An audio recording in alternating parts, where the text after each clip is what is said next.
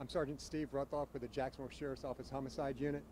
Tonight, just after 5 p.m., the Jacksonville Sheriff's Office patrol units responded to the 1200 block of Labelle Street in reference to multiple gunfire being heard.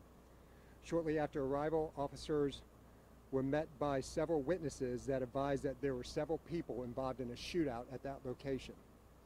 While officers were on the scene talking to the witnesses, they were updated that there was a walk-in individual to UF Health with a gunshot wound.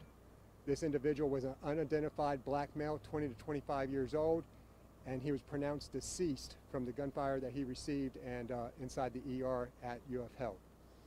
At this time, we are canvassing the area. We're trying to speak to witnesses.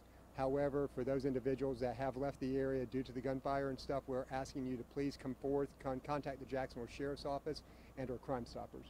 So I know around like 8:15 we were told to take cover because the scene was dangerous. Was there anything happening around At that point, due to the witness accounts, it was unknown where the shooters went. So at that point, they didn't realize if the shooters were still on scene or if they had left the area.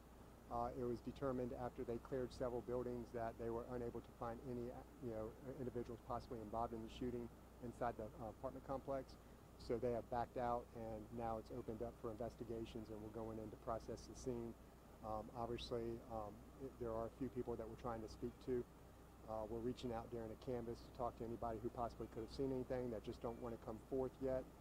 But we do ask those people who are sheltered in place at the time of the shooting, if they did see anything, if they have any information. It's very critical for them to contact the Sheriff's Office or Crime Stoppers. Because you have no suspects right now. At this point, we do not have any suspects, and it's just another shooting that at this point we have not identified any of the shooters, and we're still trying to identify the victim themselves.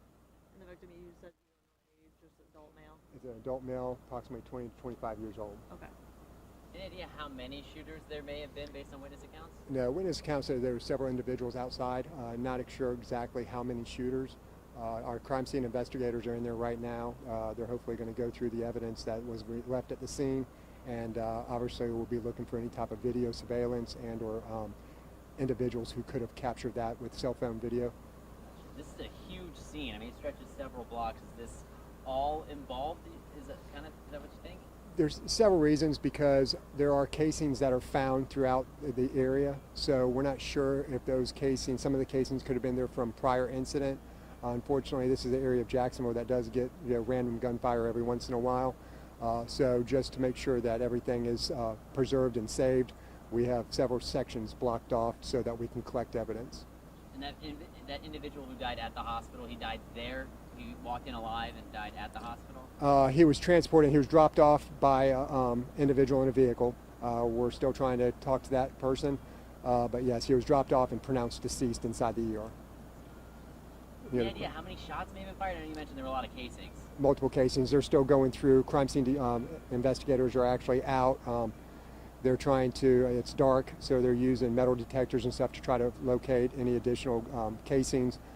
Inside, there's, like I said, it was a moving scene, so we're just trying to figure out exactly how many casings, making sure that there's no additional victims that could have had a stray bullet hit. They're going through each apartment and trying to contact the owners or the renters of the apartments to make sure that they can make contact with them and see if there's any damage or if there's any gunfire, stray bullets that we can collect. For folks living in this area, obviously still a major safety concern for them. It is a major safety concern, and that's why we ask for their assistance. I mean, we ask anybody with any kind of information. It could be small details, but those details can add up. Please contact the Sheriff's Office, Crime Stoppers, however you feel best to get the information to us. We'll collect that information, we'll put it together, and hopefully we can figure out who did this.